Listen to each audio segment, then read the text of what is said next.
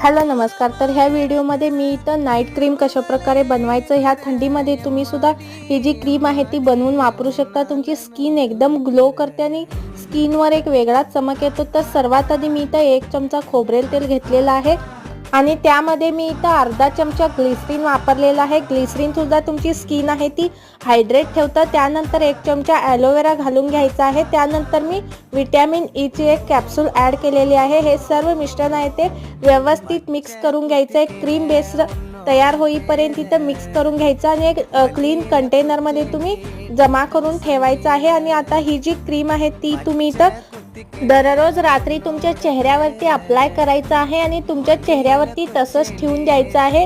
काहीच दिवसामध्ये तुम्हाला सुद्धा फरक जाणवेल। तुमची स्किन आहे ती सुद्धा इथं हायड्रेट बनते आणि नॅचरली ग्लो सुद्धा करते।